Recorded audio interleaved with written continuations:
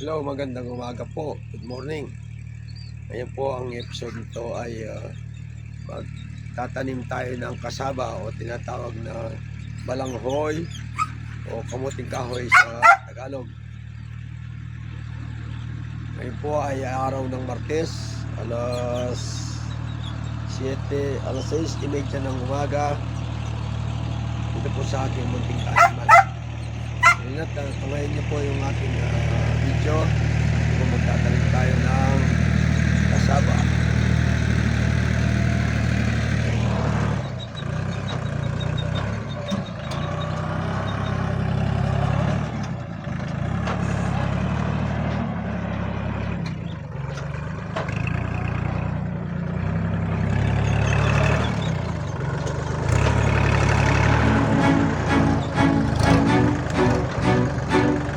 Malangi yata.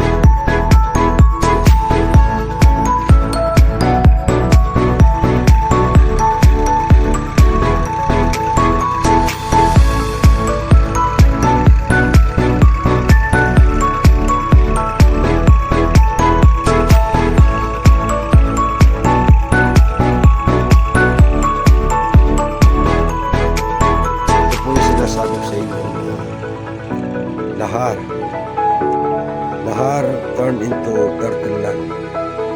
Ito po talagang lahar ito.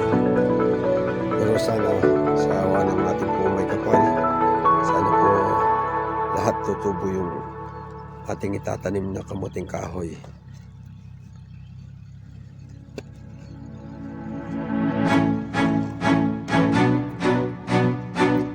Hindi na po pwede yung ano dito, yung palay.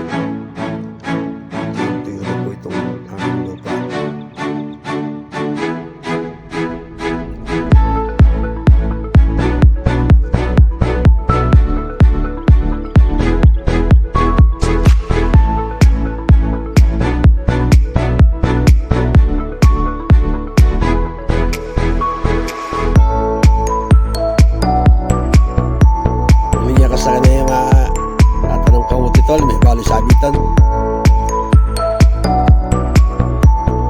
Sabi may pala yung kepweng. Wala ang brad mang kepweng ka naman, may pugatsyon ko.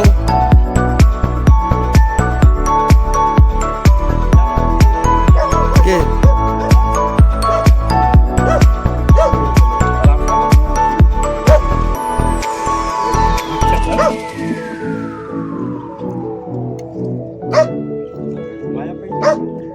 Ay, maputi. Kilala na kayo maputi. Matuling kasi bayat yung balayan eh.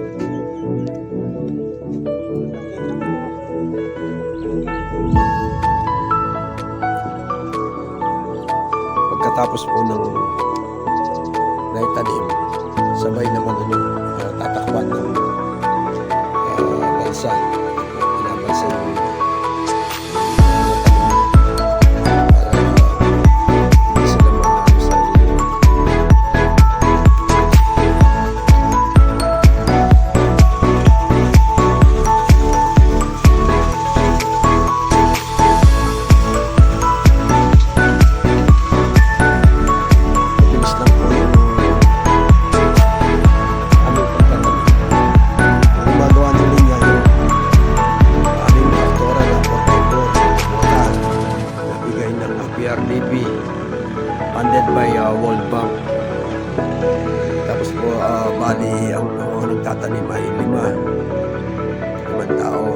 saka isang nagbabalsa.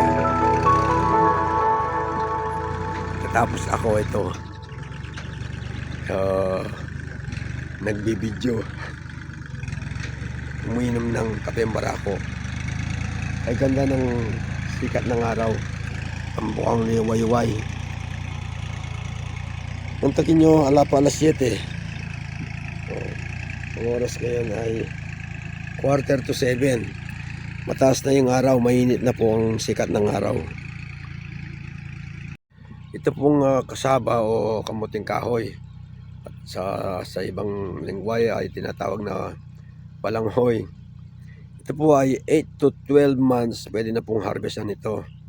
Actually, yung pong kamuting kahoy ko dito sa aking likuran, 7 months na po, pero pwede nang harvestan. Medyo malalaki na yung laman. Pero sabi ko nga, kahit na magiging 8 months lang siya, para lalong lumaki ang laman at lumaki rin ang presyo. At present po ang presyo ng kamuting kahoy ay 800 pesos per bags. Kahit nabutin lang ng 1,000 katulad ng dati. Dati po, tinamnan ko rin ng kamuting kahoy ito. Nakaharvest ako ng 200 sako, tiga 1,000. Balak ko po sanang tamnan ng ng sugar cane. Kaso nabitin ako sa tibtib o yung binhi.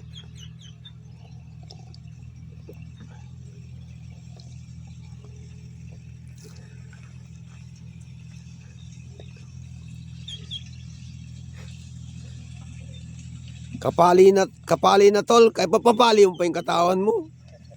Nakasubo yung sigarilyo. Uling kaya sobrado yung excited din yung bisita ng atchim. O ding nang dambulig. Keling wandala. Sayang lang ko Sirala. Pero pinali dalo, banta dala dong mete. Dami lang las ko. Pero rening mela kong ganyan, siralo. Kaling dalo. Anong kaya excited? Siyang lang ano. Ha? Mga siyang lata. Wow, sinyang milo. Aning nang milo. Sa bobulig ng siralo.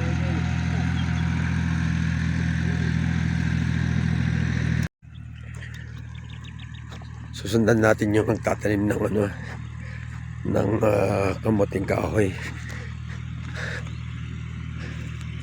Nako, may init, tutubo sana. Ayan po yung pagtatanim ng kamuting kahoy. Basta ilagay lang katapos tabunan.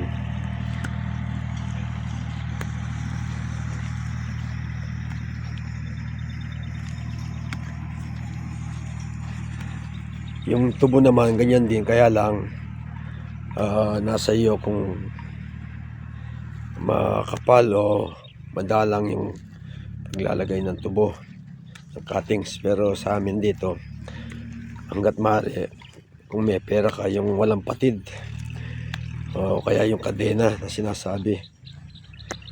Pero usually, yung dugtungan sa amin,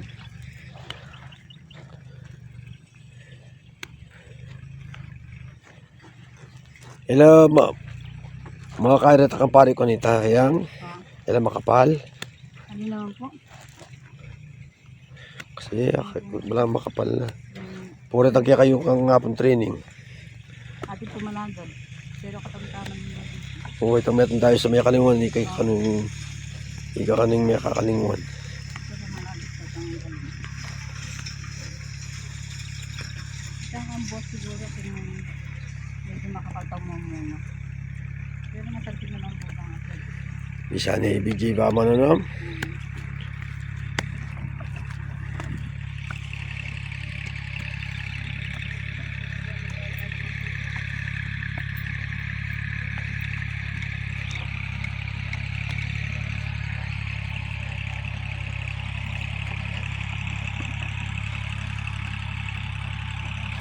Pagkita ng bebe. Na, Pagkita la. Nino, Mutla. nawalo. Pari. Lulus 25. Fiesta.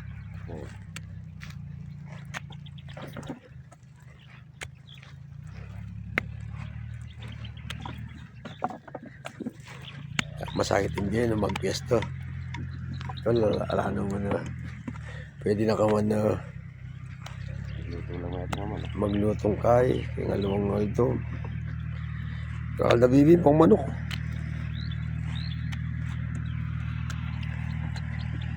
Yan po hanggang dun sa ano, puno na yan. Natamnan na. Wala pa mo na kaya mayari mo. Sana pinatay kung patay kahit pa mo alas 7.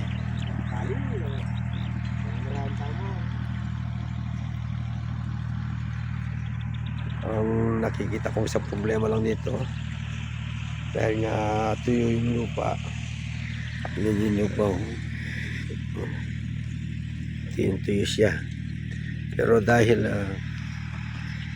una sa lahat ako'y nagdasal, hiningi ko sa ating Panginoon na sana tutubo sila. Pangalawa, yung bago namin tinanim ito, palagi ko silang dinidiligan. Kaya yung mata nung binhi halos palabas na. Kaya kasi po yung cuttings may dala ng tubig yan. So yung sarili niya kahit na medyo tuyo yung lupa, tutubo pa rin siya.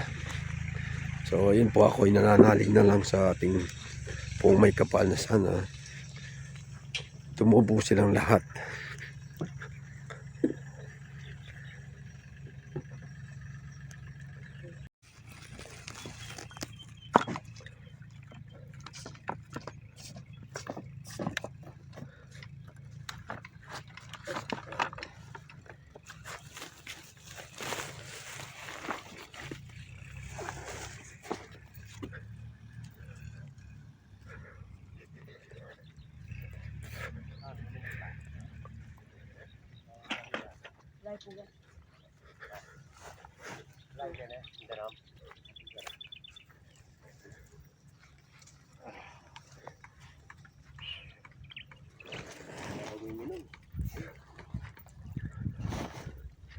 Alas 7:15 ng umaga, napakainit na. Yung pa kaya nga launa hanggang alas 3 ng hapon. Napakainit. Kabaligtaran sa Middle East, sa UAE, bumabagyo, lumulubog. Dito naman mula ng Enero, isang beses pa lang umulan.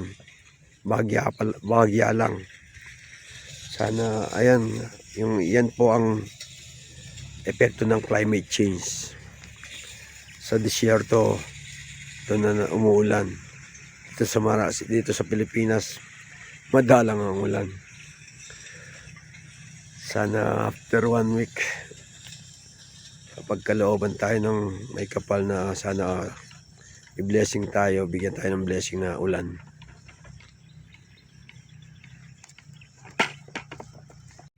Ayan po yung cuttings na dapat itanim. Kung nakikita niyo po yung mga mata niyan, tsaka may dahon ng konti, doon pa lang magandang itanim. Kasi po pag hindi pa lumusot yung yung mata, mga tagal, mga 2 weeks bago tumubo. Ito baka 1 week lang tutubo na to. Ayan o. Pero yung mga tuyo tulad nito, tuyo yan. Matagal bago tumubo yan.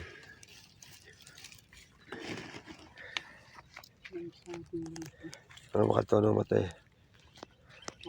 Baka parminggo mo tumubo rin.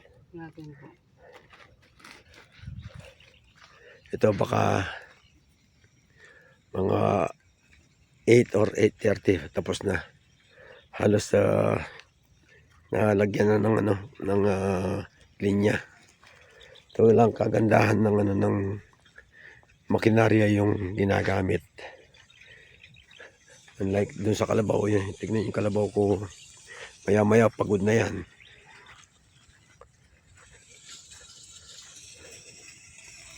yung traktora. Kundi lang mag-overheat, hindi titigil yan. Hello, Linlin. Oh, Nika. Hmm.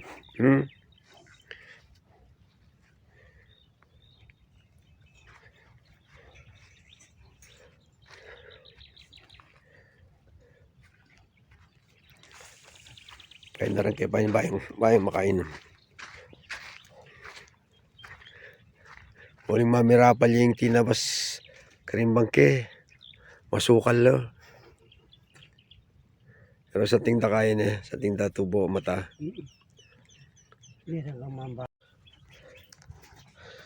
Panda rin natin itong aking deep well irrigation para makainom yung aking kalabaw.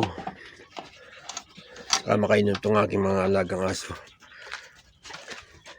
Kailangan na check up muna yung langis, yung tubig, yung diesel bago paanda rin. Yan po ang tamang pagpapaandar sa alinmang makina. Check oil, water, gas and diesel. Yan po. Paandarin natin. Yan po paandarin natin.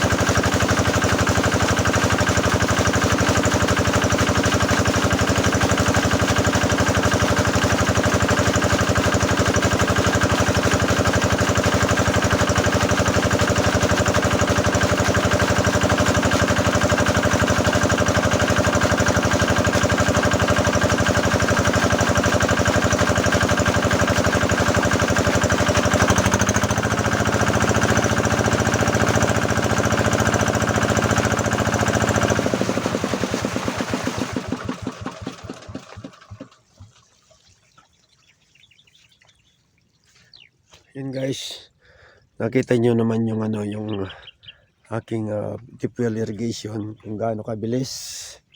Pero yung nasa swimming pool medyo mahina dahil napakalalim po nun, 120 feet. So ayun, malapit na silang matapos. Ang init. Yun po guys, malapit na silang matapos. At ako'y pupunta na rin sa kubo, mainit. Hindi ko kaya yung init. Muli po ako'y nagpapasalamat sa inyong panonood. Mag-ingat po tayo, patnubayan nawa tayo ng pong may kapal. Sana po isama nyo sa inyong prayer ang aking mga kasaba ay tutubo at maglalaman ng marami at malalaki. Maraming salamat po sa inyong panonood, sa inyong walang sawang suporta. Muli po, ito po ang inyong lingkod sa Dikyakabud, Farmer Senior Citizen ng Pampanga. Bye bye.